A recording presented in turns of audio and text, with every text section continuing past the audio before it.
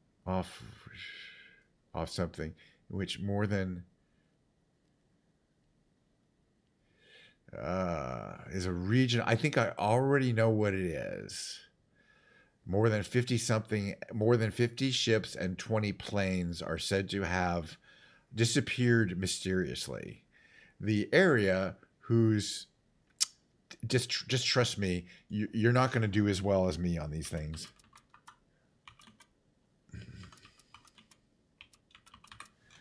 You can guess as many times as you want, but you want to is a section north of north, which more than 50 ships and 20 planes are said to have mysteriously disappeared. Which is what I just said, but remember, I hadn't seen that. The area whose boundaries are not universally agreed on has a triangular shape that reaches approximately blah, blah, blah, blah. Estimates of the total. So basically, from that one clue, North Atlantic Ocean, I was able to figure out that they were talking about the Bermuda Triangle. Here's where the cool stuff is. I had one reveal and 0 hints.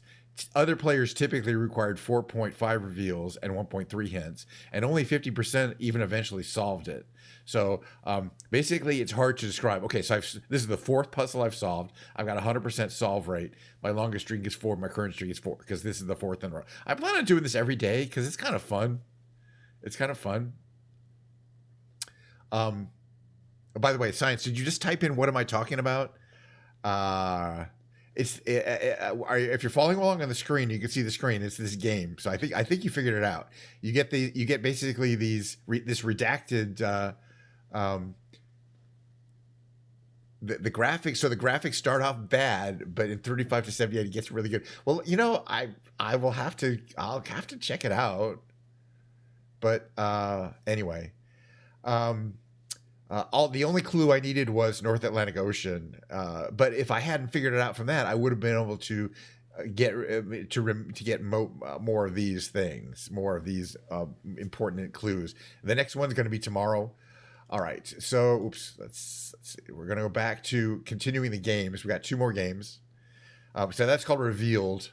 We already did the tightrope trivia, but the last 2 games I like to do are Octortals, which are variations of the Wordle or the Quirtles, where you solve 8 games at a time, 8 of the 5-letter games at a time. I don't know. It's just something I like to do. And plus, it's I can do it fast because of my 5 starting words. So basically, we'll scroll through these. I got 4 here. I only got 3 there. I got all 5 here. But this one bothers me every time because there's a moral and a molar, and both of them will fit. So we can't guess one. It's 50-50. I don't like to guess. And we might get some other clues later. We got 4 here. We got 3 here. We got 4 here. We got 5 here. So let's just grab that because it's got to be blame.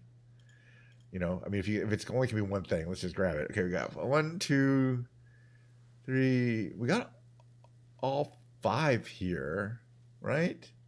No, we got 4 here. But remember, there's no other vowels. So if it only says a V and an E, then there's only E's in it.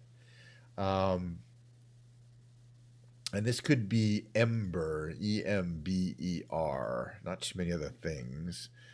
All right, so now we have this one. When we have that, it could be a few things, but I like to guess gland because it could be gland. And if it doesn't, okay, well, still give us, as I mentioned, give us the G and the D that were important. So the G was important here. So now we know this is going to be gaunt. Nothing else it can be, which is good because sometimes if you don't have the G, it could be vaunt or haunt or taunt. And anyway, let's move on here.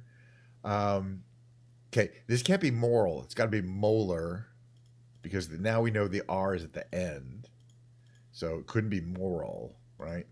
That's why I wanted to wait. Now we've got B-O, remember, and we have a G and an N to place. But remember, no other, oh yeah, okay, obviously bongo.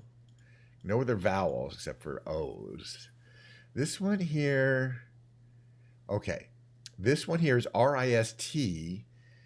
So it could be wrist, W-R-I-S-T, right? The S-T, hold on, S-T, sorry, T. Perfect.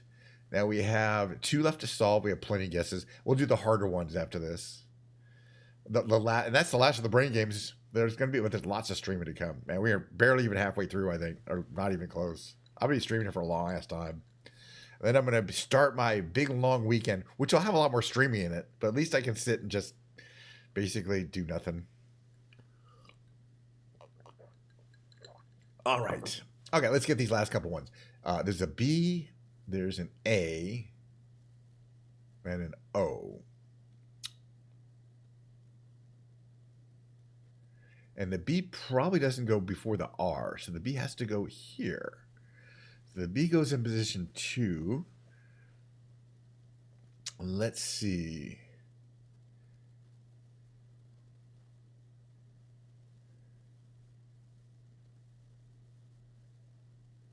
And the A, oh, we know where the A goes. So it's A B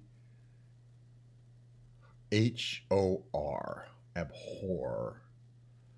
Right? Yeah. Right? Yeah. All right. Last one. Number 5. Here's number 5. All right. So we know it's not gland because we already guessed it. But it's going to be, let's see, flank. FLANK. I bet you $100. It was. All right. We got one last brain game today. That's the hardest one. It's called the rescue because I don't get to use my 3 starting words. I got to go. It picks 4 crappy starting words for you. For example, we got lucky. All the vowels are in use, so the starting words, but no Y. So if there's a Y in any of these words, we don't know. But let's just see if we have any. This is interesting. We have all 5 letters here: S, T, E, R, and C. And it doesn't start with the S or the T or the R. So does that mean it has to start with a C? Yeah, okay, crest, CREST. All right, so we got that one. There's always one that's completely obvious and easy. Or 2, like, let's see, we got here. This is most likely, oh, wait, no, what could this be? It's T something E something T. And after the E, what could come? I'm looking at the various, okay, it could be THE. It could be theft, THEFT, right? Let's just find out. I'm pretty good at these things. Okay, and the F and the H are both important. All right, let's move on here. This one's interesting because we have a E to place an A and a C. So it's got to be react, right? REACT. Not anything else that could be. All right, we're moving along here. I do like that reveal game. I think we'll be definitely making part of the daily brain games. TOU, and there is a H in it. So really the only thing it could be is, well, it can't be touch because there's no C. It has to be tough. TOUGH. Oh, that's very good. We're doing well today in the rescue because each time I do a letter, I'm hoping it reveals some clue that we didn't have before. All right, so here we have an A, O, and G. Like it could be tango except there's no T in it, right? It could be O.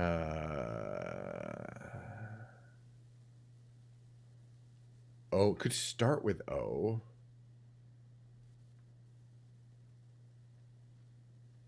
But then O something NGA, OANGA.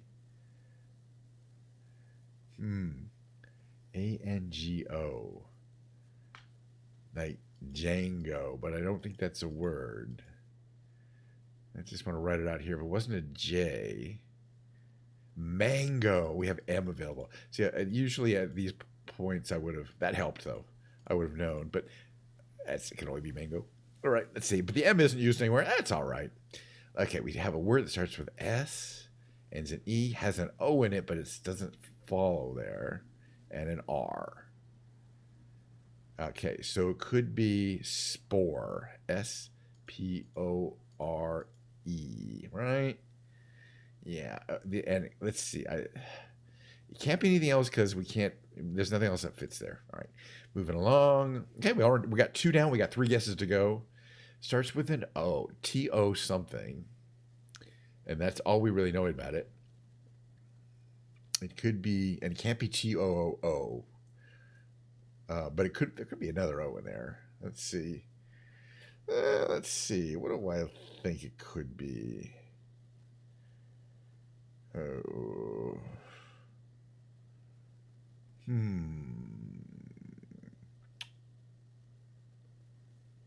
Toddy, TODDY, TODDY,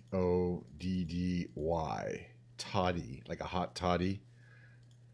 Yeah. You know, process of elimination. All right, we got one left to go. It's down here. All right, ends in an R, has an O in it, and the O has only two places it could be in, right? We have an F and a U as well. That's it. Okay. Okay, F, U, O, and R. Let's see. Furor. F-U-R-O-R. Right? Most likely. All right, jeez. The brain games of May 23rd, 2025 have been successfully completed. I've won all of the games I've attempted.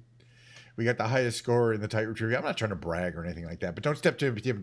Look, I don't want to say I'm better you at tightrope or at trivia in general. What I want to say is that if you needed to win a trivia quiz at your local bar, you want me to be on your team and not, thank you, and not to be on the other people's teams, because I'll kick your ass. It's sort of a, I'm not trying to brag. I'm just saying you want me on your team because that way you'll win if it's a trivia quiz. I'm just saying. In that revealed game, I think I'm pretty good at it. I've already, every time I've won, and then I look and see how I did compared to the other people, who are playing the game, and I'm like, I pretty much, it should show what percentile you're in, you know what I mean? There's a bell curve for those kind of things. All right, let me take my break. I want to play guitar for you guys afterwards. I got to switch guitars out, so that'll take a minute or two, but not too long. And then, yeah, it's going to be Guitar Dave. And then after that, I got at least probably an hour of Lego build. So don't go anywhere. But, the show is, I don't want to say the show has just begun, but it got plenty to go. So we'll see after the mid-roll. Let's see, there it is.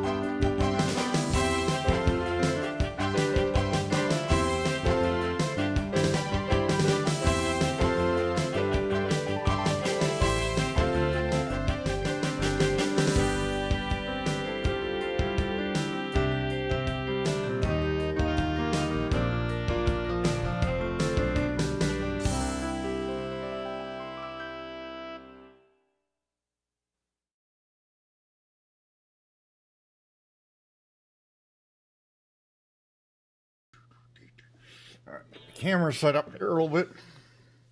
Let's take that up there. Do do do do do.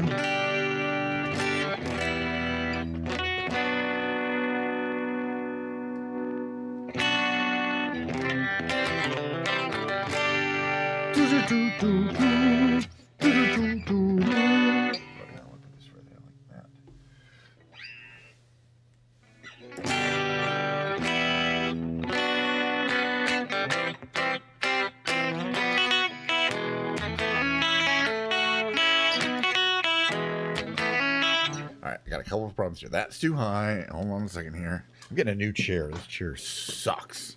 Well, it's worn out. Let's put it that way. Alright, now I'm tall enough.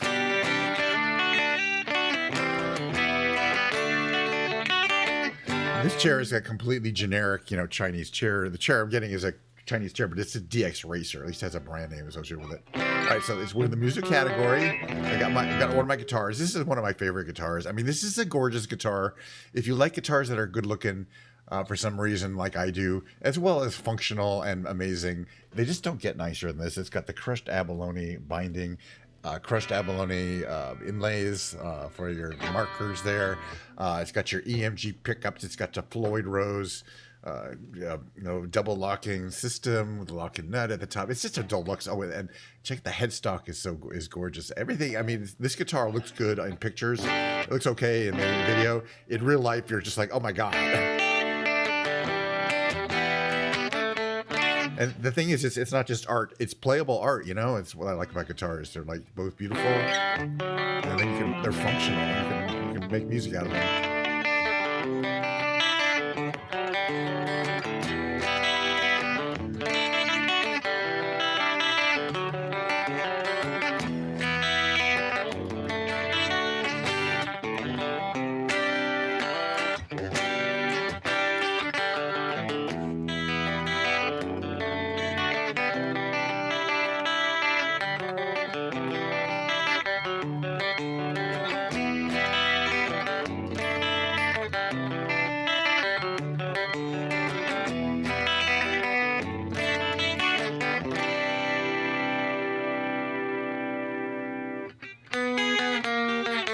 Warm up a little bit.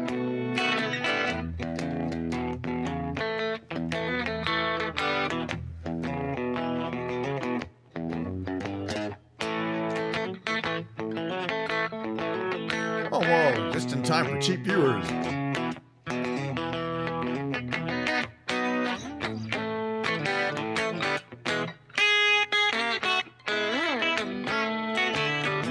First time chat, but this usually it says Band Evader, All right. Let's see here. Let's see. Unhappy anniversary. 1 year since we met. 10 years since we were live. Walk and talk and get around. Stand up, lie down and sing. Eat and drink and smoke and sleep. Just a little bit. Unhappy anniversary. 1 year since we split. Unhappy anniversary. 10 years since we met.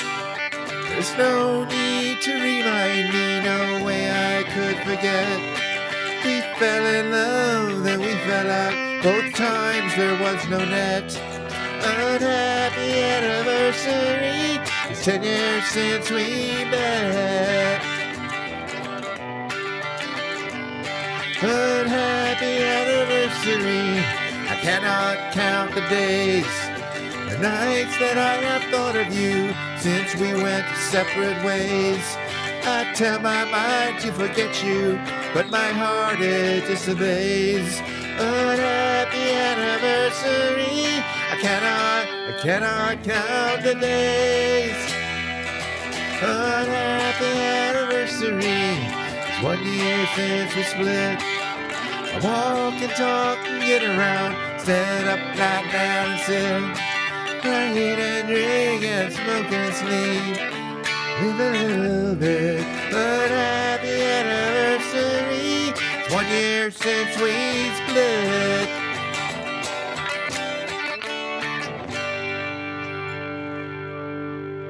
reminds me to turn on my reverb. I'm gonna sing. All right, there's a song I want to do. I don't know. I just got it in my head that I should be able to do as a karaoke song that I've never done before, but none of that makes any sense. So let's try it anyway. So not Man on the Moon. Don't even think of playing Man on the Moon here. It is I'm going to dedicate this to. Hopefully I don't even know if there's a karaoke version of this. Let's find out. Karaoke.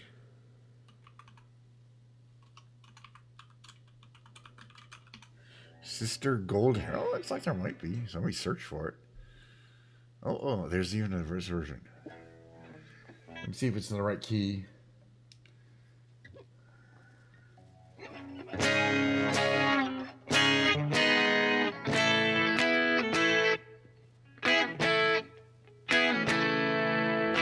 Okay, hold on. You're not seeing the right screen here. I know. I'm aware. Hold on. All right. I've never played this song before as a karaoke song, but I'm dedicating it to Milo because she's got golden hair. All right. And I don't think it's in my range, but this is a song called Sister Golden Hair. It's by America. It's one of my favorite old bands. You know, been through the desert on a horse with no name. I don't even know if I know to play this song.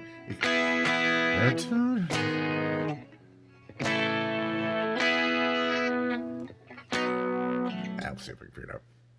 That can't be that hard, can it?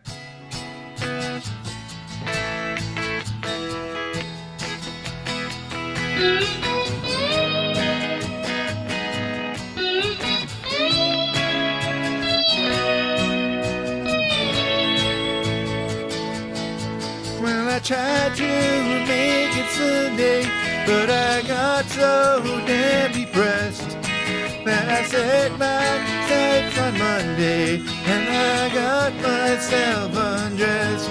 I ain't ready for the altar, but I do agree there's times when a woman sure can be a friend of mine. Well, I keep on thinking about you, just a golden hair surprise. And I just can't live without you. Can't you see it in my eyes? I've been one more correspondent. I've been too hard to find, but it doesn't mean you ain't been on my mind. Will you meet me in the middle? Will you meet me in the air? Will you love me?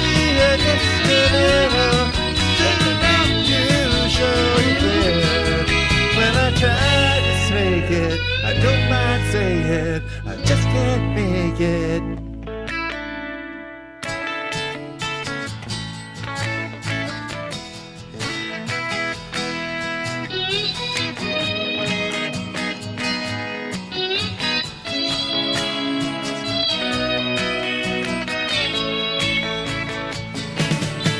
Well, I keep on thinking about you, Sister Golden Hair Surprise. And I just can't live without you. Can't you see it in my eyes? I've been one more correspondent.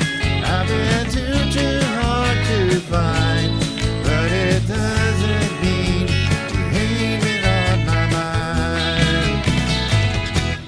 Will you meet me in the middle? Will you meet me in the air? Will you love me?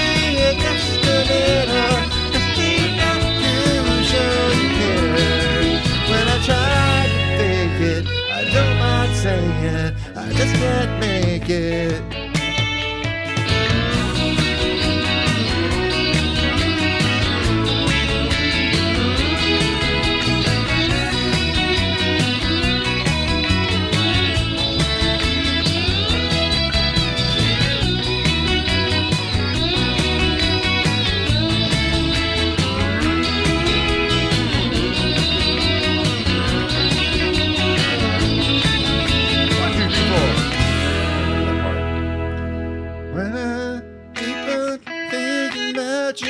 Just a golden hair surprise. And I just can't live without you. Can't you see it in my eyes?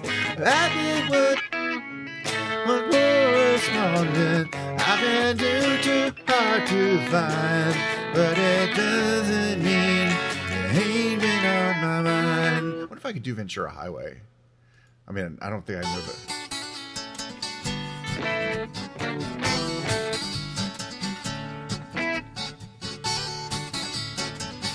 Is it man a capo?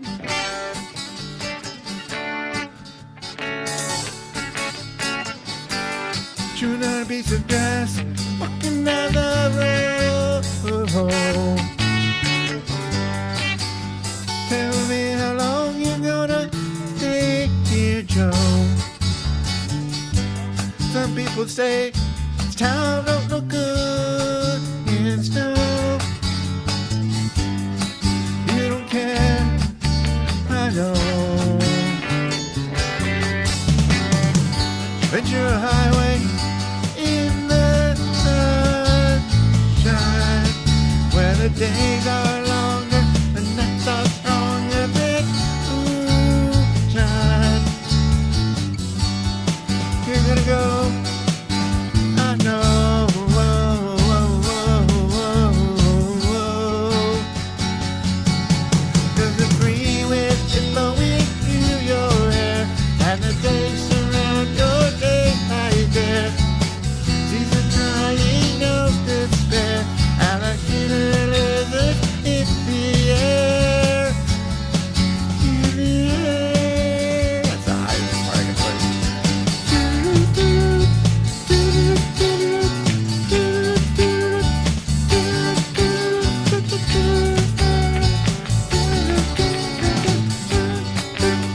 Troubles are waiting for the early train. Sorry, boy, I've been in my purple rain. Oh, come on, Joe, you can always change your name. Thanks a lot, son, just the same. Ventura Highway in the sunshine, where the days are longer, the nights are stronger than moonshine. You really need the backing vocals. You're gonna go. What if there's a version that has backing vocals? I don't like it. Let's do kind of the ones I like to do. Oh, for sure.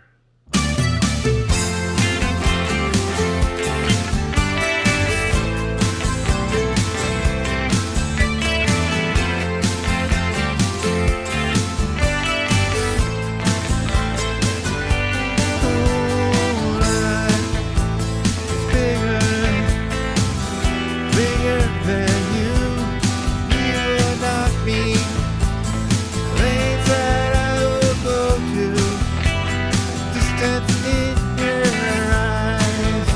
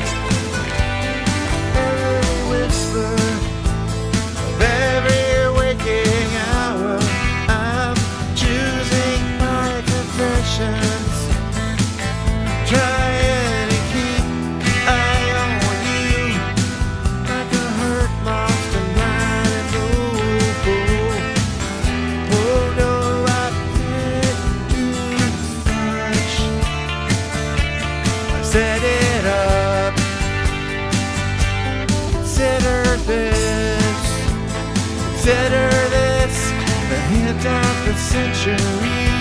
Consider this slip brought me to my knees.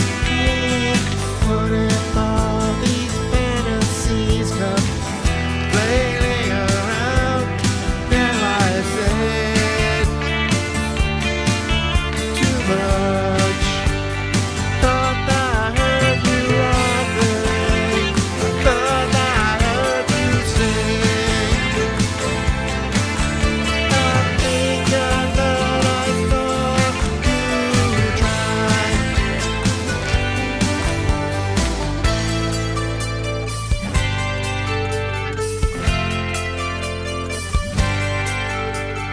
That was just a dream. That was just a dream. That's me at the spotlight, using my religion, trying to keep up with you. And I don't know if I can do it. Oh no, I've said too much. Haven't said enough. Thought that I heard you laughing. Thought that I heard you sing.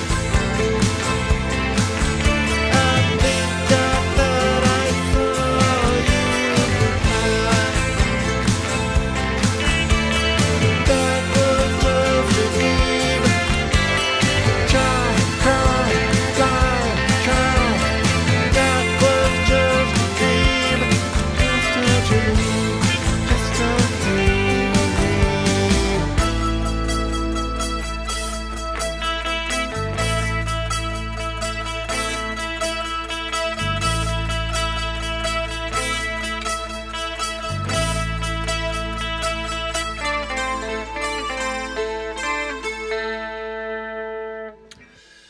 Oh man, that was fun. I'm gonna do some more of these.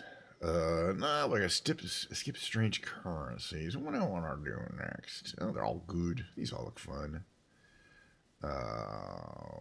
Oh yeah, I guess. Sinking. Table 3. Let's start up a little bit here.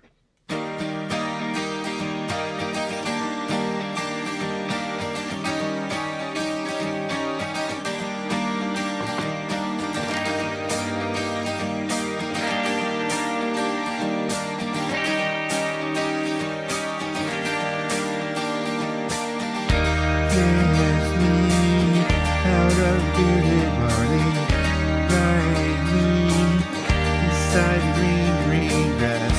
Swing, swing, swing the spinning step.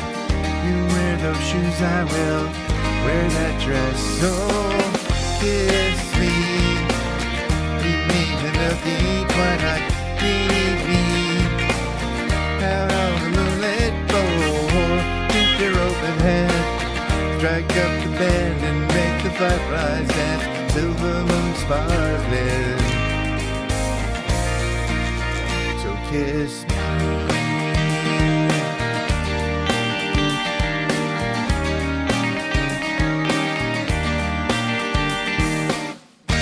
Kiss me, out by the broken treehouse, swinging me upon its hanging tire. Ring, ring, bring your flowered hat. We'll take the trail marked on your father's map. Oh, kiss me, beneath the milky twilight, lead me out on the moonlit floor. Lift your open hand, strike up the band and make the fireflies dance. Silver moon sparkling. So kiss me.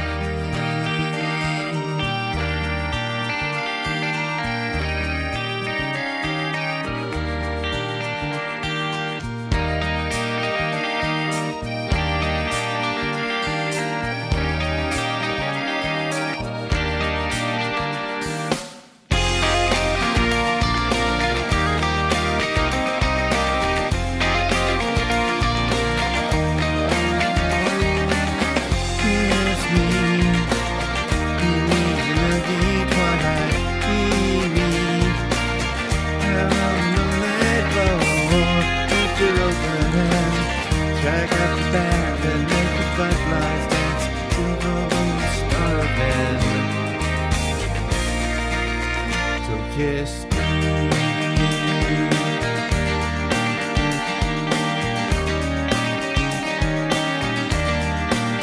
So kiss me.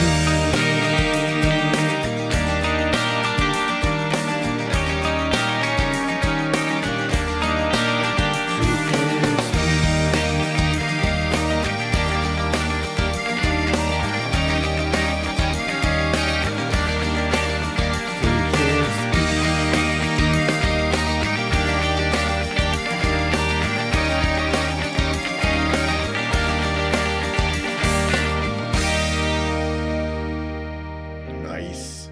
Actually, my voice is not as bad as it often is. I mean, for a couple more songs, then it's gonna be dead.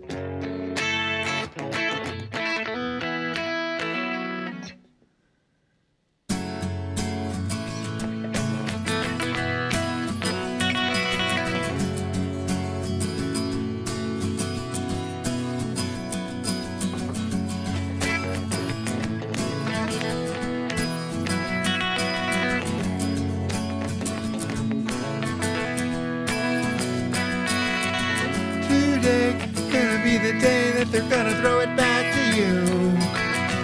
By now, you should have somehow realized what you gotta do. I don't believe that anybody feels the way I do. Don't you know?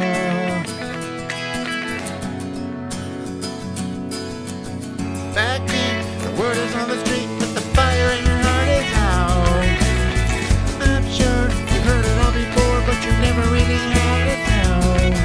I don't believe that anybody feels the way I do about you now. And all the roads we have to walk are winding, and all the lights that lead us there are blinding. There are many things that I'd like to say to you, but I don't know how. I said maybe you're gonna be the one that saves me. But after all, you're my wonderwall.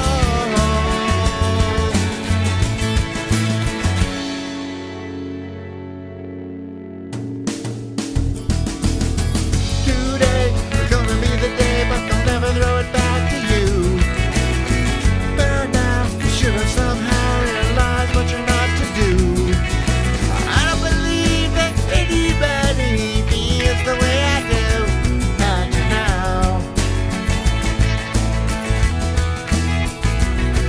And all the roads that lead you there are winding, and all the lights that light the way are blinding. There are many things that I would like to say to you, but I don't know how.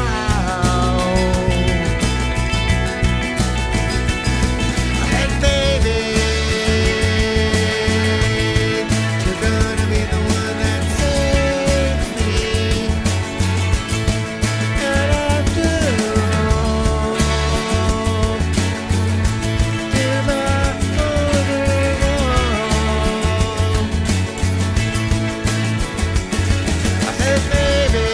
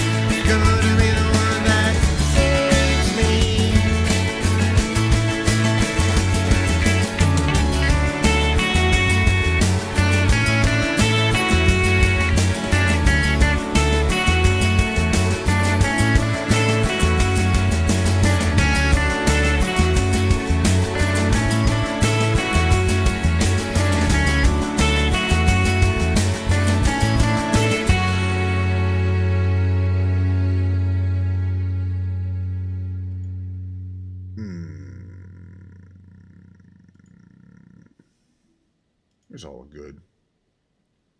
My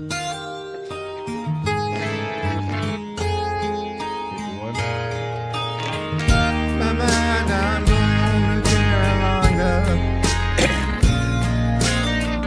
Can't you see the sunshine? Can't you just feel the moonshine?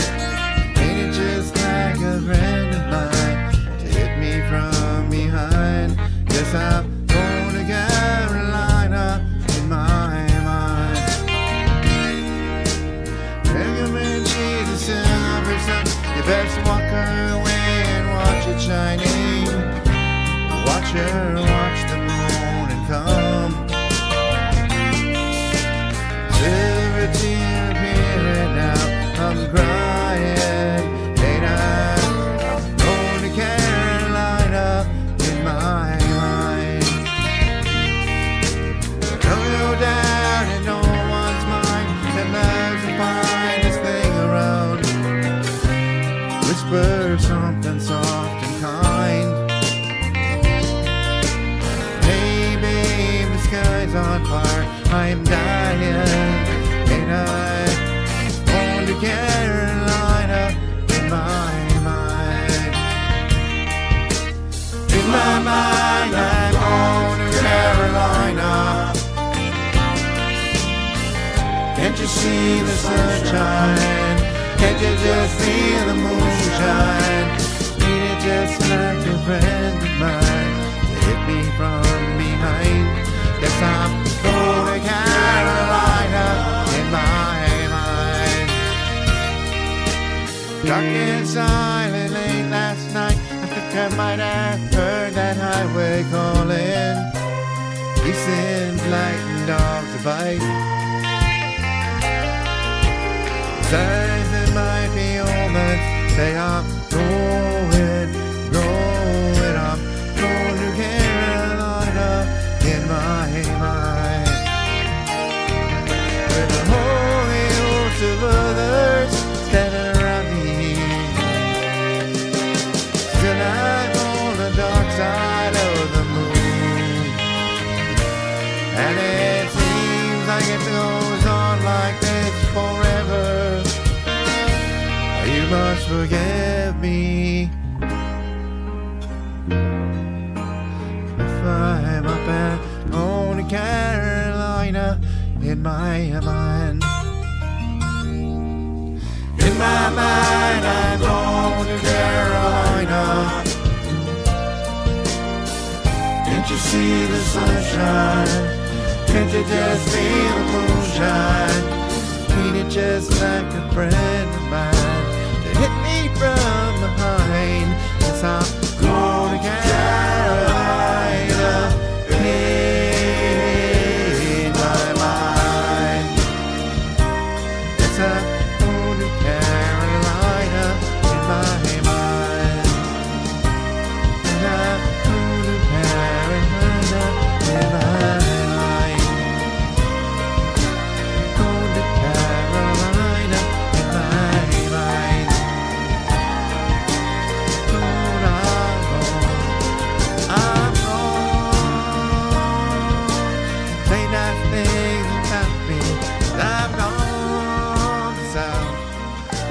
Carry on without me. I'm going to fade out. Anyway, I like the backgrounds. They didn't quite finish it. What do we got here? We haven't done this one yet, so we're doing it. Cable 3.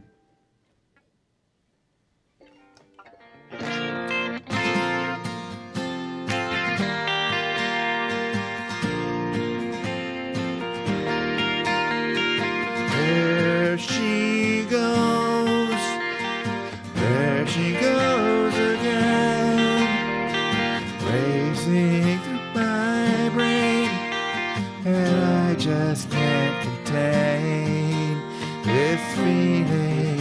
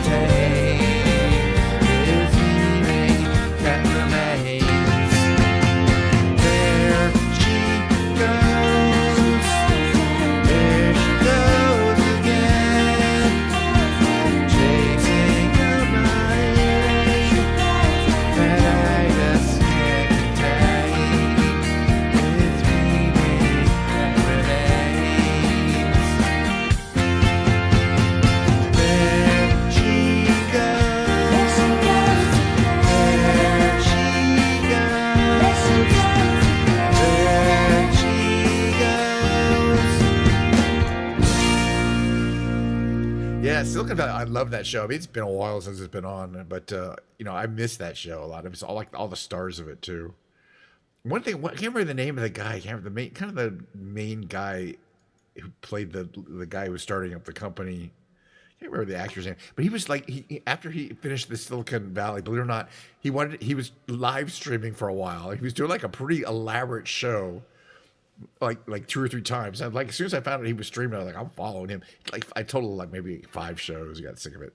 You know what I mean? It's hard for a performer to do a live show like this because their standards are very high. You know, their expectation level. You know, they want to do something that's basically like, you know, a show at the level of a Silicon Valley. Yeah, Thomas Middleditch. He was streaming. I saw him stream quite a few times. Well, probably most of the times he streamed because and he, you know, he was really trying to do a really interesting, edgy, sharp, funny show every single time. You know, because he's that kind of guy. He's really funny. But you can't maintain that without without a team of writers. Oh yeah, I want to do this one, and I want to do Painted Black. I'm gonna do Painted Black. I'll be the last song. Got a lot more streaming to do.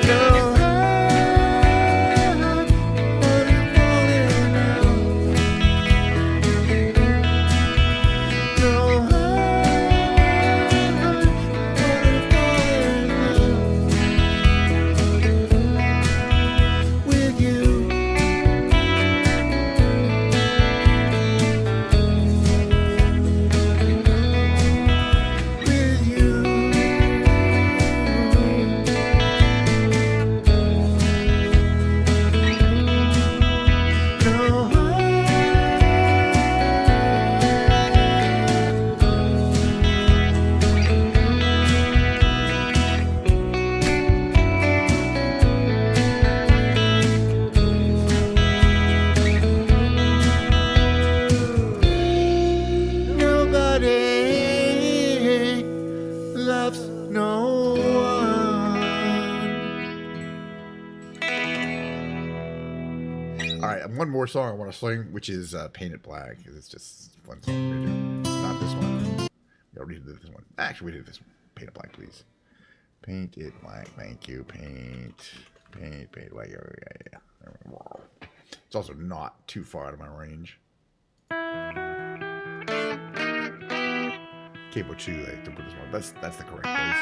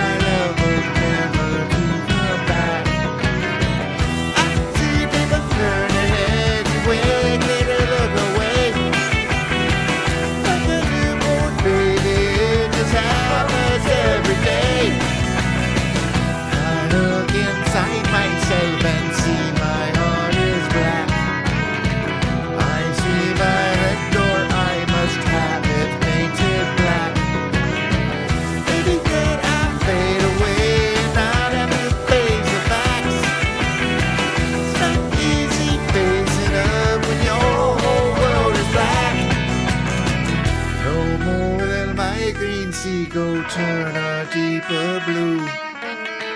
I could not foresee this thing happening to me.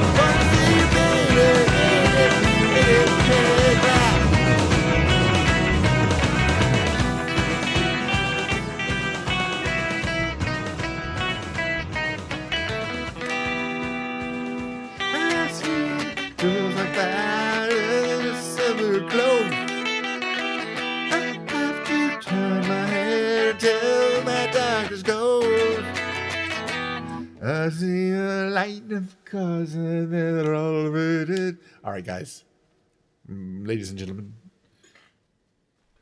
the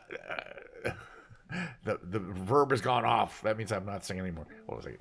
Oh, that was fun. Hey, not stop the stream. Not even close. Well, a lot of streaming to do, man. We're just getting started. I wouldn't put it that far, but we got a lot of streaming to go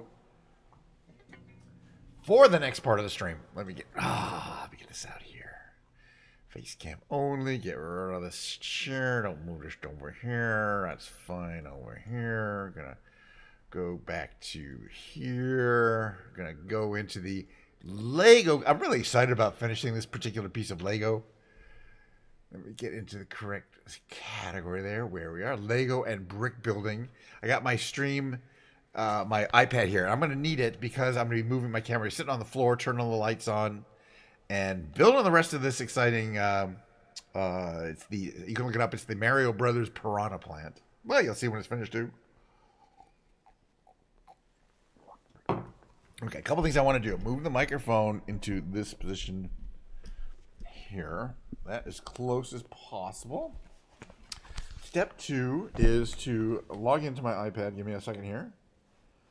On my Twitch account. That way I can, while I'm on the floor, I can see my chat. So we're going to go to my, gotta make sure to turn my sound down here. Oh, sound is down. There I am. Perfecto. Perfecto. Alright, I'm going to take my coat off though. That is definitely, coat is not needed for Lego building. And it's getting warm today. It's going to be summer soon. It's going to be hot summer. I'm going to get my camera here. This takes 1 second to get this into correct position. There we go. Position there. Very nice. Turn on my light. We're in the correct category. Take off my coat. Otherwise I'm going to burn up to death. Got this here. And switch my camera. I'm going to switch my camera right now. To instrument only. There we go. Lego and brick building. You can hear me. Got my Diet Coke down here. I'm going to set my camera up and give me a second to properly get that in the right position here.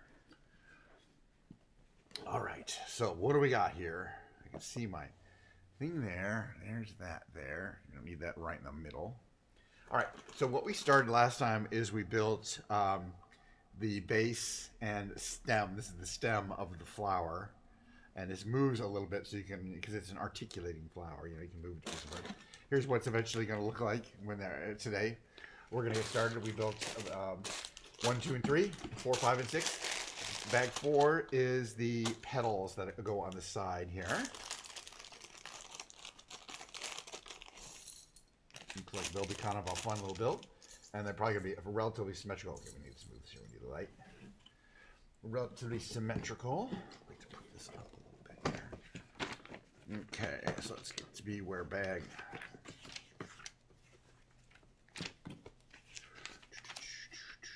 Bag 4, perfecto. All right, yeah, basically we're going to build 2 of these flower petals. And they are symmetrical, I believe. Maybe not. All right, let's get started. We can put these pieces out, spread everything out so we can see them. All right, we're going to need 1 flat cover. One of these green pieces here. Okay, hold it that way. Place this here. Okay, we're going to need 2 of these. One goes on this side. And one goes on this side. Very nice. Okay, now we need 4 2x1s. 1, 2, 3, 4. And one of these hingies. Here's a hingy. It's like things that makes a hinge. Okay, so one of these there. One of these here. Like that. It's gonna go here. This goes here. Perfecto. And then this is gonna hold this like this. And that's gonna go there.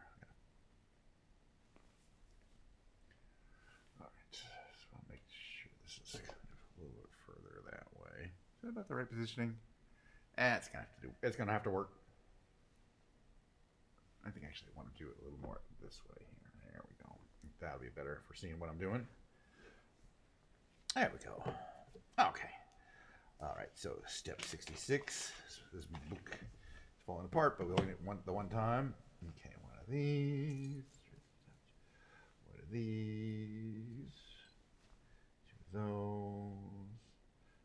That's going to go on top like that.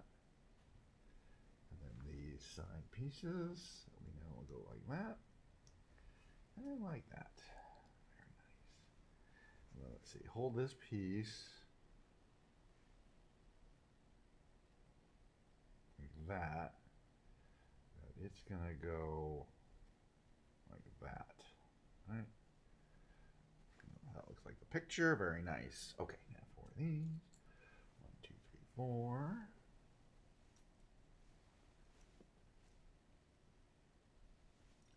1, 2, 3, 4.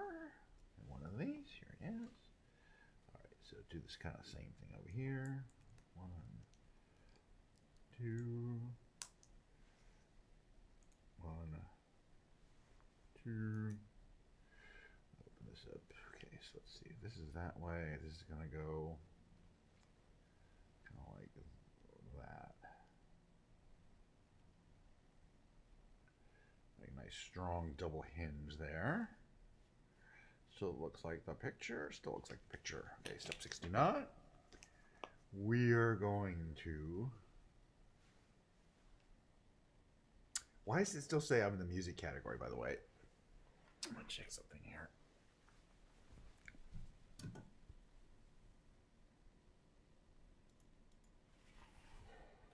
Wow, I like being in the correct category.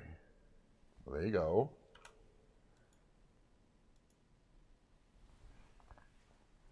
Does that update my stream? Yeah, that updated to like, boy, it says like that stream category like 1 out of 3 times probably gets updated. I like being on the right category, darn it. Okay. But yeah, if you see me, by the way, your signs are still here, you see me in the wrong category. Because I'm pretty, I do try to change, I do change category. It's just the interface within OBS that changes the category is very unreliable. I mean, it sometimes it changes the category and sometimes it doesn't. All right, what we need here. Yeah, I'm in the right category now, but I wasn't because I just was looking at my iPad. This one is going to be tricky. I mean, it's not a big deal. You know what I mean? You can be in any category you want. I mean, the only one that's a problem is if I were accidentally in the hot tub category. Okay, here's what I want. 2 of these. Okay, this piece, this kind of dome, kind of triangular piece. 2 of these. But it's just frustrating because I set the correct category several times. And I changed it a bunch of times during the stream. And it would be nice if it just changed it reliably every single time. That'd be nice. But no. All right. Put these together. Okay. And then put this little dome guy on top of it. Like this direction. Whereas I guess it's kind of a roof tile. Again, these guys go on the side. This is all kind of similar. Again, we're making these 2 little leaves, and we're making 1 leaf side here. Okay, and then these are gonna go facing like that, and then this is gonna go here, like that. Okay, yeah, they're still, and then they articulate there. All right, we're almost done with leaf number 1. Then we're gonna have to go back and make leaf number 2. All right, we got 1 of these, 1 of these, 2 of these. I think this is one of the ones this flower pot, I think I'm going to take it to the office, though, and it'll work well. I already have my Saturn V at the office. That's a huge Lego. So it's not like I don't have Lego at the office. Okay, and then 2 of these pieces, right? This one and this one. Okay, so starting here, holding this place like this. So we got a gripper. It goes in between them. Another one that goes here. And step 2. Yeah, well, it doesn't matter much. The Lego brick building category, by the way, is one of the newer categories. Just like a few months ago, there was just makers and builders, and there was no specific Lego category. But I still would like to be in our category. But now there's Lego, so okay, this goes there. Step 4. Step 5. Okay, this goes on top or on the bottom of that. Good, cool. All right, it goes over that. Then this is going to go here to make that shape. They want that on the bottom to make that. So I think that's.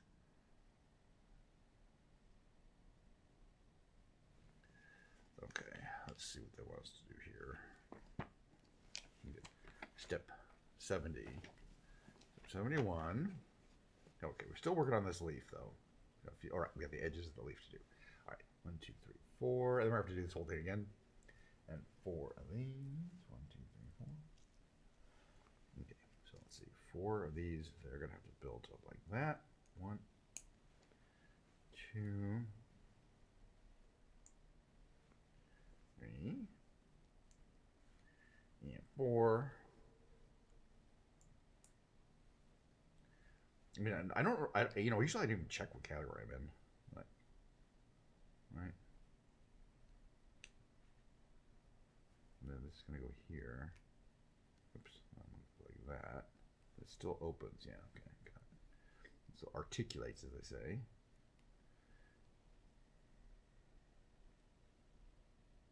There we go. Let's cause that to explode. All right, so this is kind of looking like a leaf. Oh, we got more stuff to do. Still looks like the picture is the important part. And it still kind of articulates in half there. Okay, so we have another one of these kind of rooftop pieces. And now we need these. One of these and one of these. These are going to be different pieces too. These are going to be symmetrical. Yes, perfect. Okay. So this piece is going to go here. This one's going to go here. Yes. And this one is going to go, it's like facing this way on here. To make that shape. Let me take this piece here. Put that one here. Or no, just there. Oh yeah, cool. Kind of like how the leaf articulates. That's how it's supposed to. It's actually really cool. All right, let's build another one. Okay. All right, so back to step 64 for the second leaf. All right, start with a flat one. This one. Just do these pretty quickly. We've done it before. These go on the side. This goes on the side. Get the hinge dude. Where's my hingy? There should be two of them in here.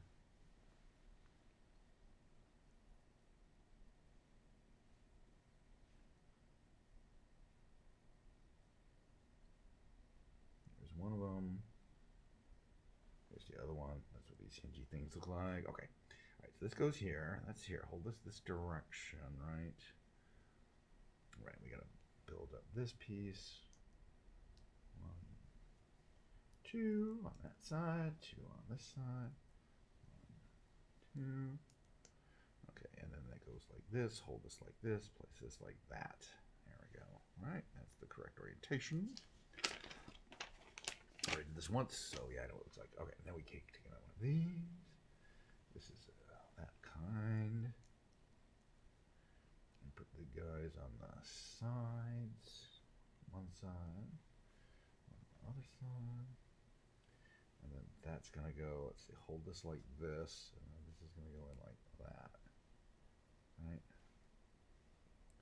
And then the other piece, this one here, we're gonna build that up. 1, 2, move those. 2, 1, 2, there. All right, so let's see. We've got to make sure the orientation is right. Well, it's actually hard to get this wrong. Okay, so that articulates. It's a hinge. It's the leaf. All right, let's do this. This one here. This one goes here. The little roof diamond piece. That's got an orientation. So let's do that the right orientation. All right, roof diamond is good. Now we got these pieces that go on the side. One there, one here. And that's gonna go. All right, and then these pieces go there, there. And that piece is gonna go here. Perfecto. Yep. Looks falling apart. It's not going to need too much further. All right, now we take one of these. Okay, so we start with this gripper goo dude. Let's see. Oops. He faces this way. Goes on the bottom. Other guy here goes on the bottom. All right. Step 3 is goes over top. Perfecto. And then we need one of these. One of these. That looks like that shape right there. It sure does. Okay. Then we have this piece here and that piece. They go on the bottom of it.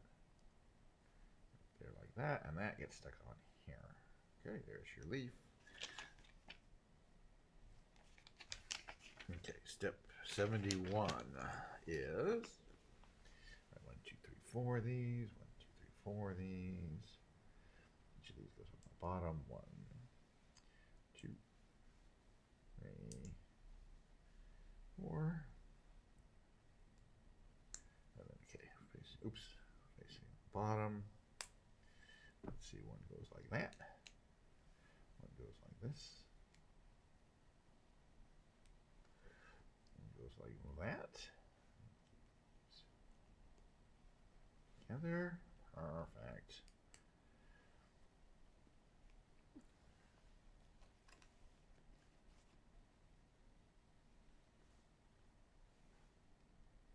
So I've been watching that show with Natasha Lyonne called Poker Face. I don't know if people are watching that show. And the fifth episode just came out, and I watched. I think I watched the whole thing. But the weird thing is that, and it's hard to describe, but I don't think it has. It didn't end. The whole episode didn't really end in a way that I expected it to. I kind of want to watch it again and see if I missed the actual ending. Or maybe I was just bored. It's a good show. All right, so I made 2 leaves, whatever's. And we are now going to attach them to the stem. Here's the stem. Okay, so let's see. It wants us to hold this. Okay, let's see. This is kind of that direction there. I don't think it matters too much because these will. Okay. Oh yeah, and then you push this. This is the thing that holds it, right? Okay.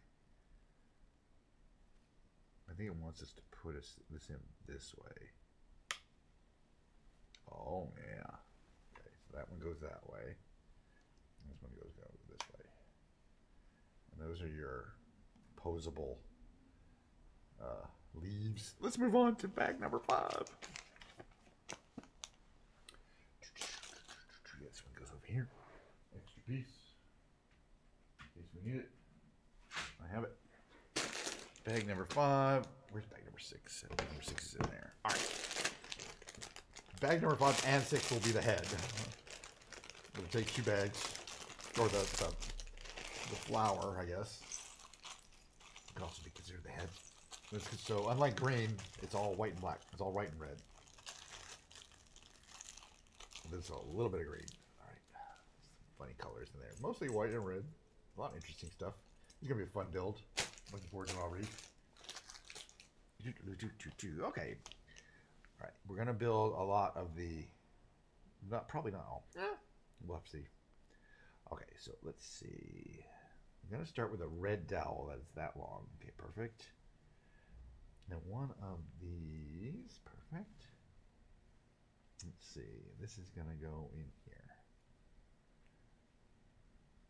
Perfect. We have a red one of these, and that's going to go here facing this way. Slide it down like that. Perfect. Step 77, take a red one of these, put that over it. It's actually pink, it's not red. But that's the only color, right? It's pink. Perfect. It goes in like that. Make that shape. Yep, that's what we got. Now let's see. Okay. Ooh, interesting. Don't mess up and use the wrong piece. This is the wrong piece. Use the right piece. This is the right piece. Okay, got it. It's like telling you, a lot of people mess up here. Don't mess up. Thank you. Don't mess up. Okay, this goes on like that in that orientation, correct? Yes, perfect. All right. Now we're going to need one of these and 2 of these. You don't see them too often shapes. Right? Okay. So basically you put one of these through here and kind of double them up with one part sticking out.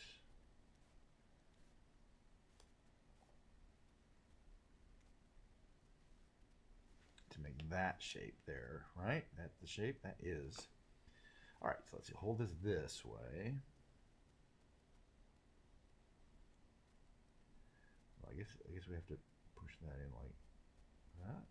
Make it fit in here. Yeah. Okay. Pretty tricky shape, so I'm double checking them every time. I got plenty of time. Got nothing going on this afternoon. I could even pour myself another Diet Coke if I needed to. I got plenty in the fridge to last the whole weekend. It's going to be a long weekend, too. All right, we need one of these and one of these. It's only green. This is obviously going to be interior. Okay. Wow, this piece we're building is so complicated. I love it. Okay, this gets threaded onto here. Oh yeah, this gets put down into here. Like that to make that shape. We're still got everything lined up like it's supposed to. All right, one of these yellow thingies, right? These, I guess they're kind of yellow. And a red barrel. Okay, so this goes into the barrel. And then this goes in here. Like that.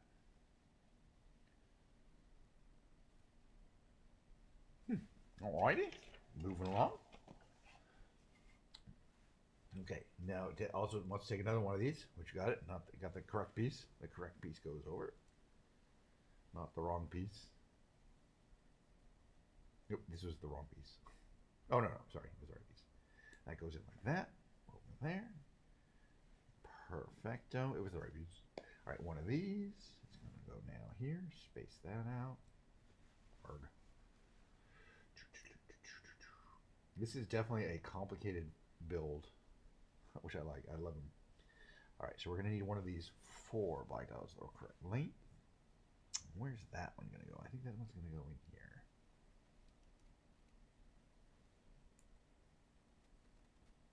Like that to make this shape there.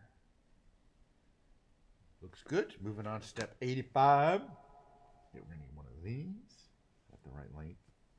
It is. One of these. That's a funny shaped piece. Then one of these, even funnier shaped piece. I mean, these are funny shaped pieces. Okay, start with a red piece. Hold it like that. The yellow dowel goes in this hole.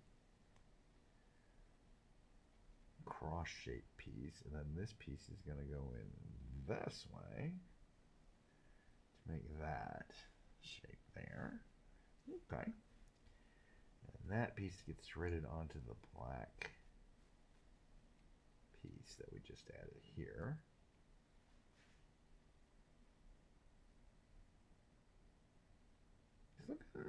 I'm going to go with, yeah, that looks like this wacky shape here.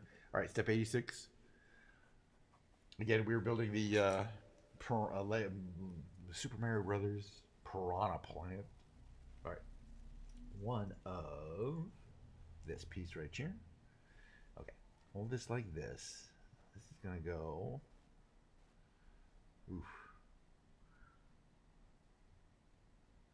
I think they just want us to slide this on there. No.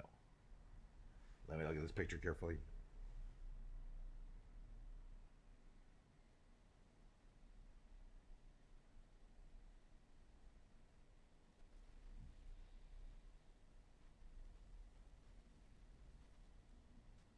Yeah. Tricky. That's why they rarely do that, but they actually included 2. This has to move a little bit. They actually included 2 pictures so you know exactly what this is supposed to look like.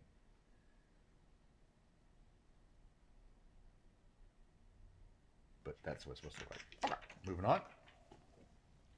All right, so now we're going to need this piece here. Yeah, that's that piece there. All right, it's going to go on the other side.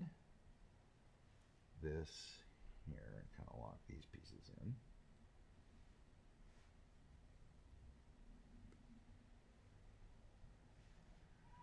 Now it looks pretty much exactly like the piece there, doesn't it? Oops. Yes. Still looks like the piece. Very good. All right. One of these is going to go here. I'm going to lock this piece in, I think, here.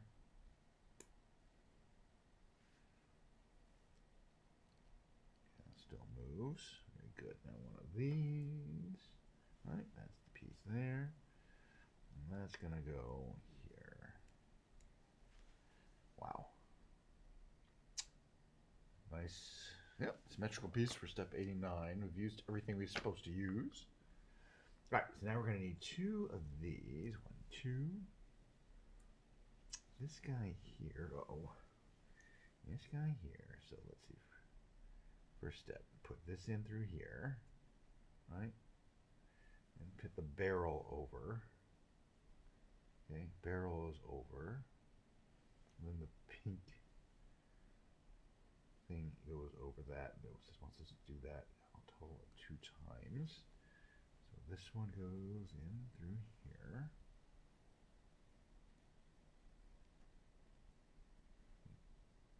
That, and then this barrel goes over that. And then this pink one goes over that. Hold that kind of barrel in there. Okay, so I believe we made the 2 pieces that we're supposed to make. 2 of them. All right, now we got to figure out where they're going to go. Let's see. According to this, it should kind of squeeze in like that. And further down even. All right.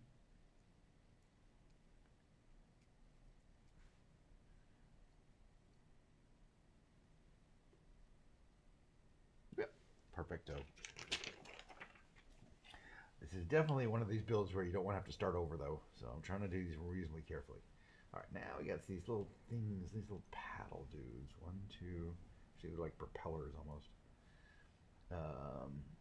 Let's see, but they're going to be teeth. You can tell these are going to be teeth of the part of the plant here.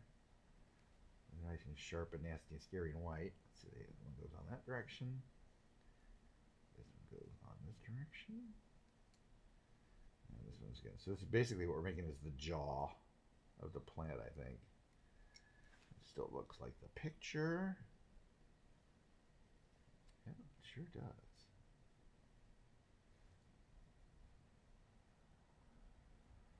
Okay. All right, next thing we're going to need is these weird pink pieces. There's one of them there. There's one of them here. That goes there. And then this goes in the middle. Maybe this is the tongue. I don't know. We'll have to see. All right, step 93. All right, okay, I'll use those pieces. All right, so we're going to need 3, 1, 2. No, wait, one of these. Right? Yeah. One piece that looks like that. One piece that looks like that. And 2 of these spaghetti curvy penne pieces. Oh, and one of these. Okay, now we've got all the pieces we need. All right, so we start with this piece. This is going to go in here, okay? Then the red one goes on this side. Very good. And then we connect these 2 together like that. Very good. And the black one goes in here. And then this goes over here, right? So this goes on top of that. Make that shape. Perfecto.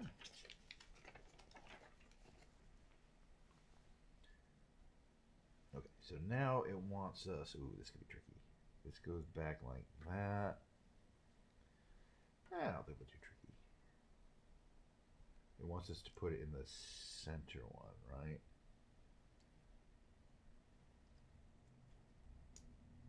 Of those possibles, yeah. Perfecto. Next step is step 94. We got a whole nother bag after this, but we're making good time on this one. Okay. This piece here. Red dowel in that direction there. Another one of the curvy pieces next to it. Black dowel there. And another one of these situations here. And then this one's going to go, okay, is that what it's supposed to look like? Yeah, same thing basically.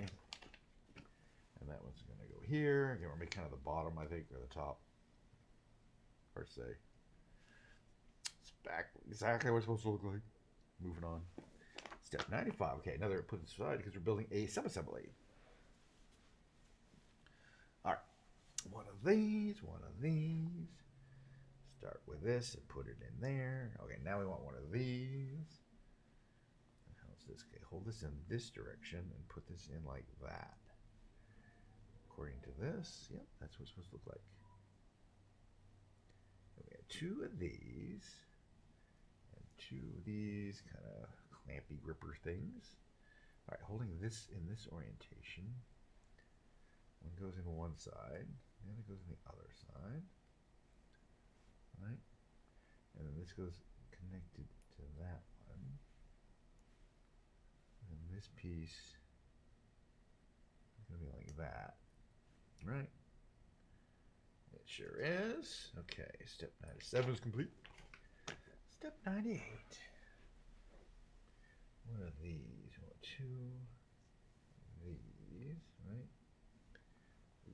One of these, another one of these, and then a funny looking piece. There it is, this piece right here. Perfecto. All right, so start with a funny piece, put two of these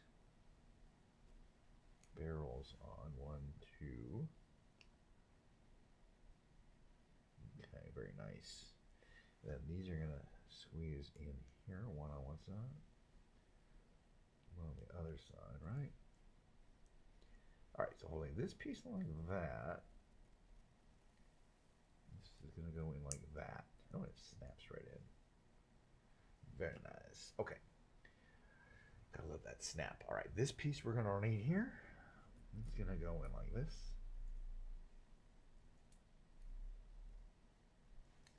To make step 99 look good. Step 99 looks pretty good.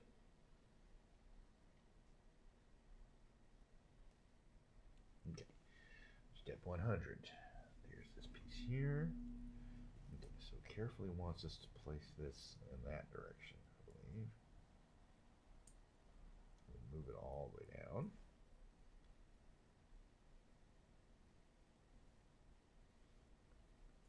It's the right piece, right? Okay. Step 101. I'm going to have this piece go where?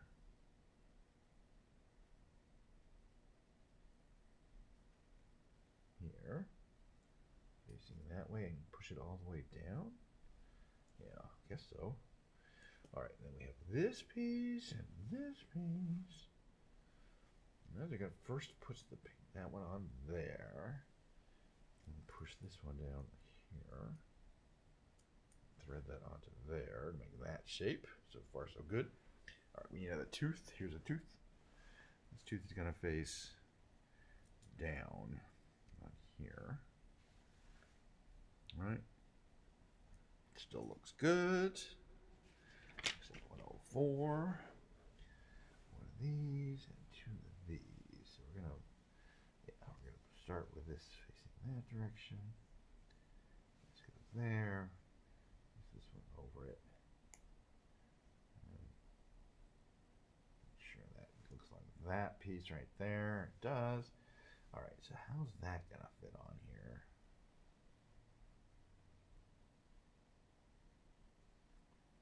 I think it fits on like this. Let's just see if it fits on to make this shape here. Yeah, I'm gonna go with it. All right, another one of these pieces here. That should fit on this way, right? Fit over that piece there. Looks good. Very nice. Yeah, still looks like the right piece. All right, one of these is gonna go in here. Facing that way. Very good. Step 107. All right. We're gonna need, let's see, one of these, one of these, one of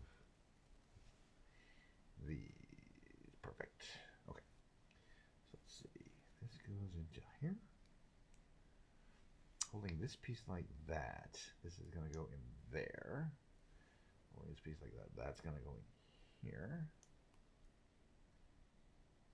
And this piece is going to go onto the side. So that's going to, we'll have to figure out how to get all these to fit in here. Okay, that one fits there. This one's going to fit here. And that one's going to fit there. So I'll have to undo it, but that looks pretty good. Yeah, very nice. Moving along. All right, we're gonna need two teethy thingies. All right, they're gonna go facing downwards, right? Facing this way. Oh, I messed up. Oh, put this tooth in the wrong direction. We're going to have to take some things apart here. That's fine.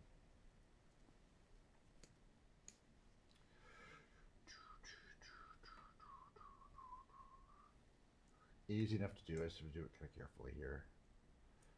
This tooth needs to go this direction to be correct. Duh. Okay.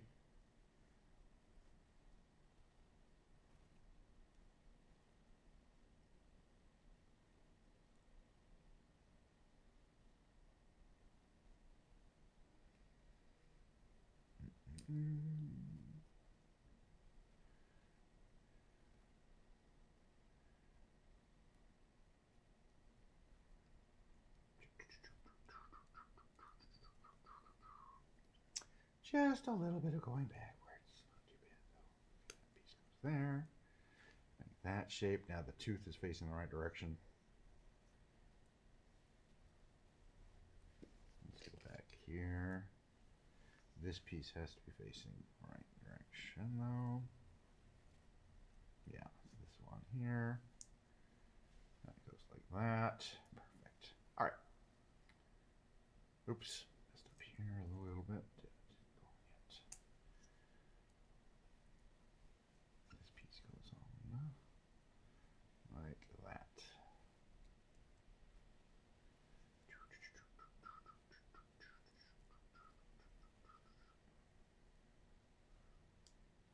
Okay.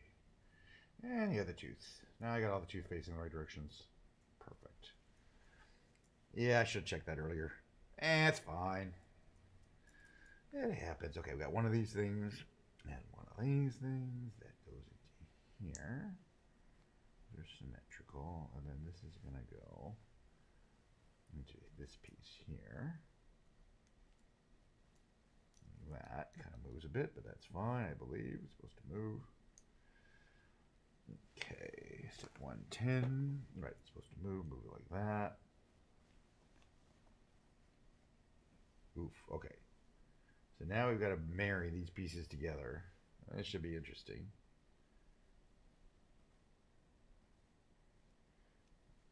So it wants us to kind of click this into this, like I think it to click and click. Perfect. Yeah, glad I got the teeth in the right orientation. But yeah, it says click. It clicked. I'll have to see. Let's keep moving. I think I got it right so far. It's looking not too bad. All right, we got one of these, one of these, one of these, one of these. One of these. Let's put these shit together. Okay, hold this like this. That goes in here. Okay, we're almost done with this bang here. The red one goes in here. Another curvy piece goes on the red piece. That curviness there. The black one's going to go on this side. We're going to do two of these. That piece goes onto here, and then those go onto the black piece. Let's make this shape here, right? Perfecto.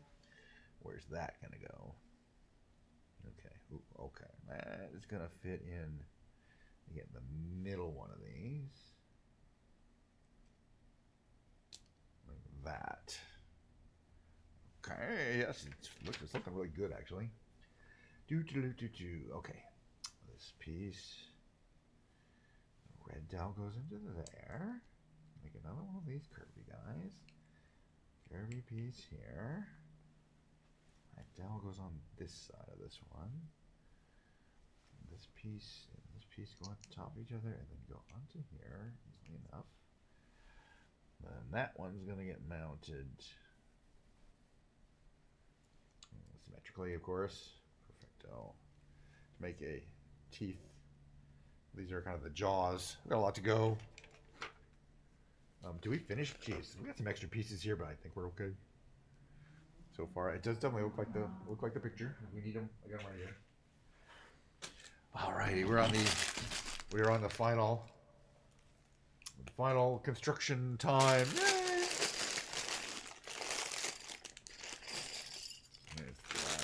These are all sorts of really interesting pieces that you're only going to find in this kit. You know what I mean? I have a feeling, which is fine.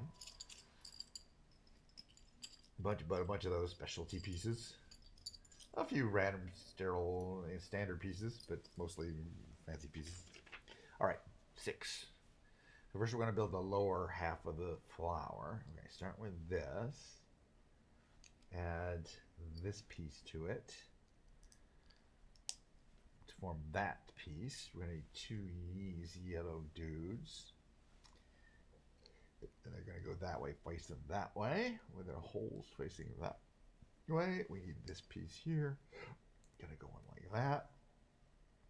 That's looking good. Step 118, we're going to need one of these, and this piece here. Okay, hold this like that. The red one goes in the middle piece there. And this one goes on top of it. Oh, there. Like that. And then that's going to go underneath like that. To make that kind of weird shape. Perfect. All right, one of these. One of these. And this is going to get stacked on top, I guess. There, make that shape. Okay, step 120. You need 2x1 and one of these curvy things. Okay, that's going to go here. Hard. And this one's going to go like that.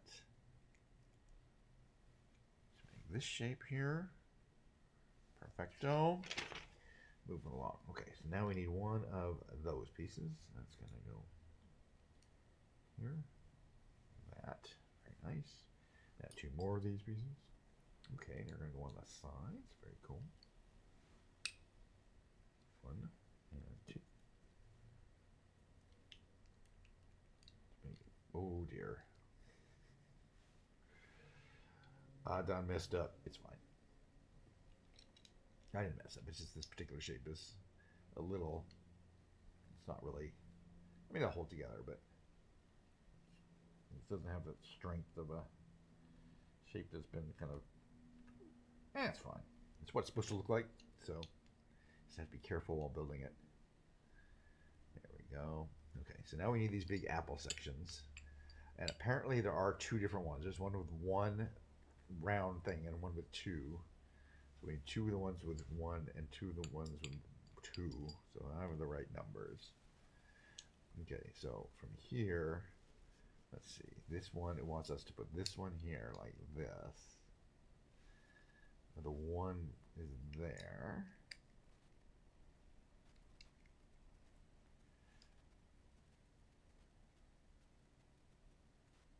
I don't know if it matters too much. I think these, maybe it does. This one's going to go here. Like that. And the last one's going to go in here. Like that. And does it look correct? What I can tell. Yeah, it kind of doesn't. They want us to do it this way, I think. And the 1 here, and a 2 back here. I don't think it matters too much, but I'm trying to make it look like the picture.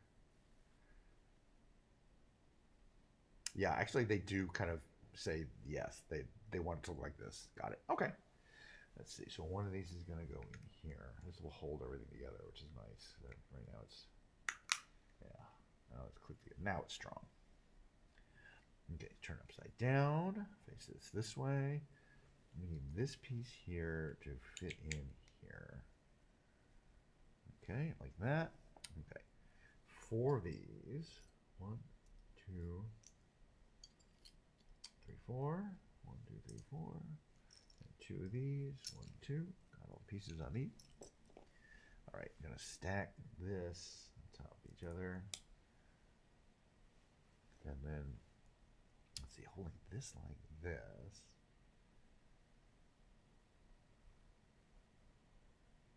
Put these like that. I guess that works. Okay, stack these together. And holding them like that. this piece is going to have to go over that. Okay, so I made 2 of these. They're going to go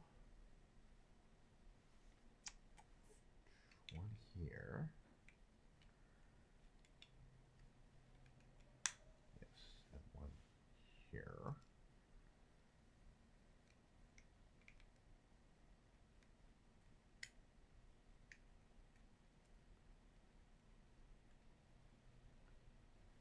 Okay, is that the right position for these guys? It sure is. Perfect. Just checking against the picture.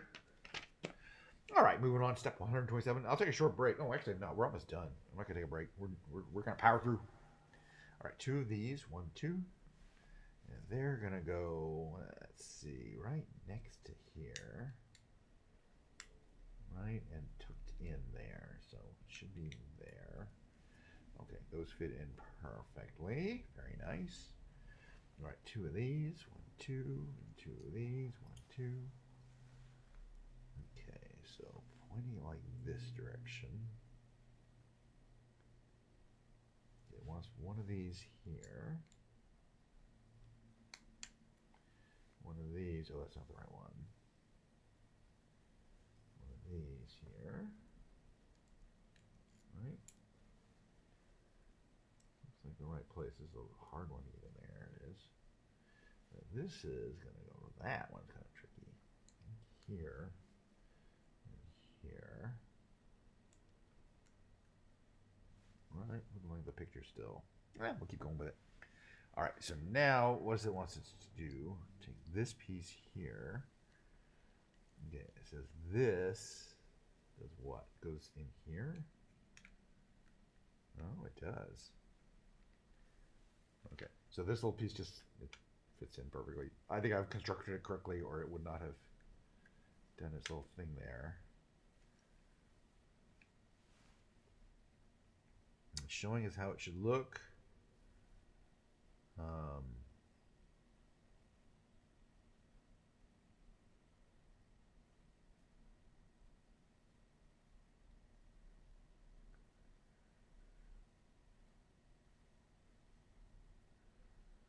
It looks good to me. I'm going to move on.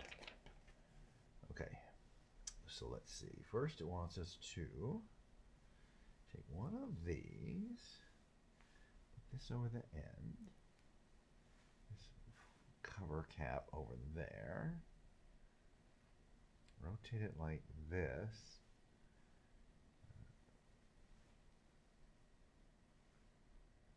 Okay, there might be a couple of these different dowels here, right? Oh no, it just goes like this. Right? Like that. 1 to 1. Perfect. Yep, they made a special picture because it's a little funny. But this will help, these will lock these 2 pieces that I just married together. This little key piece here, so. Is it the right orientation, right? This is.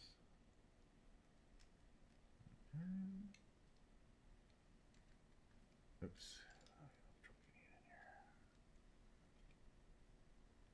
There it goes. Okay. All right. I think this will fit together. Just give it a little bit of pushiness. And it does. Now it holds. It does hold everything together perfectly. That little lock piece locked everything in. Perfect. Okay. Now we're going to build the top. And then we'll be done. Let's see. We start with this. We're going to add this piece facing that direction. Okay, we need a gray piece here facing that way, right? Perfect. And this yellow one here facing this way. Very nice. Okay, one of these pieces goes on the top. Leave it on. Looks good. Okay, we're going to need this one, and this one. Okay, so this little red guy goes in the middle. And this guy goes on top of it. Make it nice and oriented correctly. And that's going to go under here. Okay, very nice. Now we need the white and the green. White goes over these. And this goes over here, right? Perfect. That shape it is. Okay. Getting closer. One of these and one of these. So let's see. This piece is gonna go like here. This piece is gonna go like here. Make that shape there. Everything still looks good. All the things, holes are in the correct orientation. Moving on to under step 38. All right, yeah, this is kind of where it gets a little tricky. That piece is gonna go here, right? All these there, and then these are all like wing pieces. There. 1, 2, 3 of these wings. All right, that looks perfect. Okay. And it does the same thing where it wants us to do, okay, facing this way. The dude with two pieces. Here's a dude with two pieces. With two circles. One goes there. One goes like this. This one's gonna go Chumlee. Arg. So I'll get that locker piece on and everything will stay on much nicer. There's a little locker piece at the top.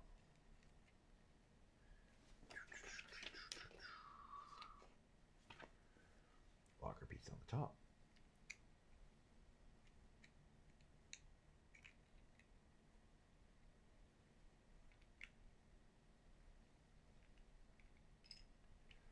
Oh.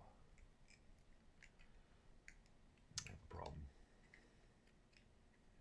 A little problem. This piece is just a little, this is definitely the trickiest part to build. It just takes some subtlety of holding things on. Because it doesn't want to stay on. It doesn't want to stay, like these pieces are barely on. That's fine. This is just the tricky part right here. Okay, just gonna make sure everything is on the bottom. Everything is pushed in. There you go. Okay, there we go. Hold this in. Oof. Push it in on the bottom. All right. Oof. Hold this right on the top. Well, I'll get it. I'll get it in a second. No. There we go. All right. It just takes a little bit of cajoling, but once this top piece is on, it's all perfect. It's not going to fall apart anymore. All right. Upside down. We're going to build this out again. This piece gets you, and everything piece we add to it makes it even stronger. Get two of these. And two of these. Let's see. One of these is going to go here. One of these is going to go here. And then these pieces are going to go cornering on it, right? Yes. Very good. There. And this piece is going to go here. To make that shape there. Yes. 144. Okay. Still more pieces though, right?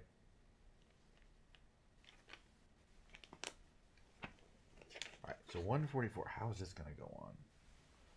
Oh, I think I see it. It goes in there. Like this. Yes. And then we can build another key to lock it in place. And then we're done. I think I missed something though. When did I need those pieces?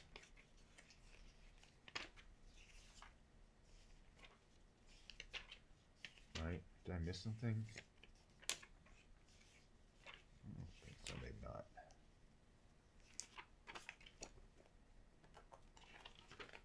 Yeah, okay. Moving on. Let's see. This piece here. This piece here is we're almost done. That piece is going to go on the end of it there. Then we have that cap to put there. And then this piece is going to go in the middle, right here. Right like that. And then this piece is going to go in like there. Along that piece on. Oh! All right.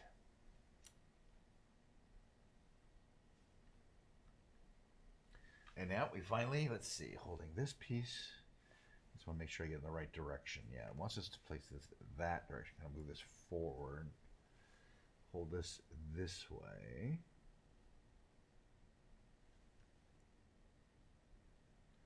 And snap this piece in here. Actually, I'm going to take this out.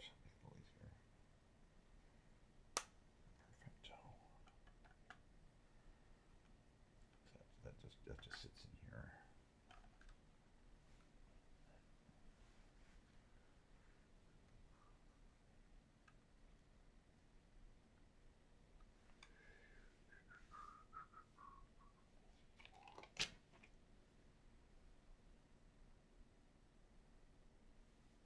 What are you supposed to do with these?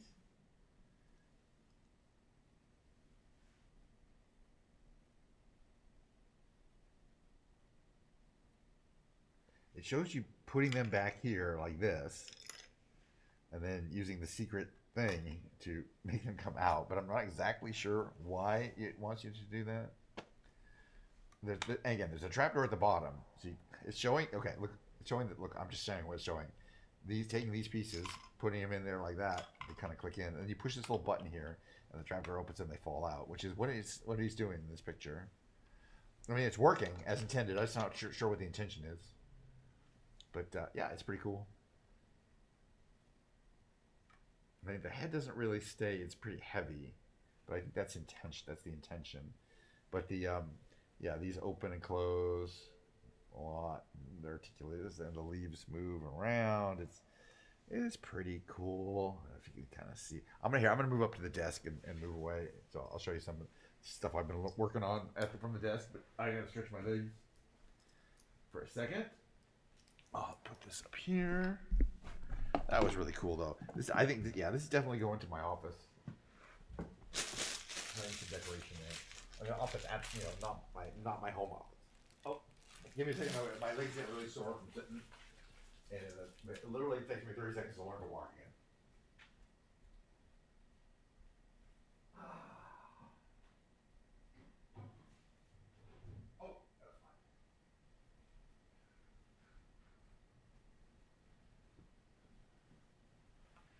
Alrighty, let me just out of here. Don't need that anymore. Turn off my light. That anymore. This I can bring up here. Give me a second. I'm just gonna move things around. It goes here. I'm gonna move my camera. Base cam only. That was, I mean, as you guys know, I enjoy the Legoing. I had a good time. I picked this up last week. It was really an impulse purchase, being that it was on sale, and I just thought it was a really cool kind of different kit. I think I put the spots and stuff together the way they're supposed to be on the thing in the picture, but I'll double check that. But anyway, you've got it opens and closes, the mouth opens and closes, you got the teeth there. The stem moves back and forth to some extent, and then the leaves are fully kind of articulating in a way, although they're also kind of they kind of work. It's pretty wild, but it's hard to describe, but it's really cool and shiny, and of course it's got that once you get all the pieces together, it's kind of heavy. You know, so oh yeah, what I was saying is you can't really see it too much, but they give you these two yellow things. I was like, what are these for? They're like little coins.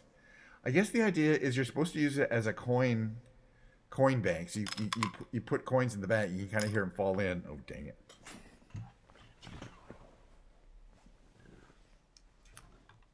You put the coins in. There's a coin, another coin in the back, and then oh no, what happened? There's a secret button you push. It opens it up.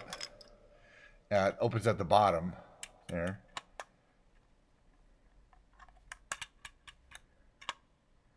So yeah, so now I know kind of what the intention was. You put things in the top there, and they come at the bottom. I don't know if I did that well, but I don't know. Maybe your stash or something. I don't know. I'll put these coins in there and just leave them in there. But it definitely has kind of a slot there for like coins or something. You know, they always trying to do weird multiple things like the Lego cat I have over there has a little secret has a little secret. It's right there. But my Lego tuxedo cat, which is a great kit, much more complicated than this one, has like a secret door where you can keep your stash. You know that you have to have built the kit to know that there's a secret door there. It's not visible normally. Let's see what's going on here. Anybody streaming? Not really. Doesn't matter. People are rerunning. A lot of people are streaming. Now, I just want to mention I've been streaming for 3 hours and 11 minutes. Oh my God. It's so funny. You know, I'm like, this is streaming for 11 hours or 3 hours. Not 11. Streaming since 11:30 to 2:30. You know, it's a long time. Probably the rest of the streams, because so much of it was Lego. Hi, nobody. Hi, Dan. Secret bank to keep your Twitch bits. Yeah, that'd be nice. As I say, I don't know. I mean, I don't know how many bits. You can kind of see it's really cool though that you can kind of see the bottom there, and it kind of opens up, and you know, it's always cool how they. Oh, almost destroyed the whole thing. It's always cool how they come up with some kind of secret that's fun that you have to build the kit.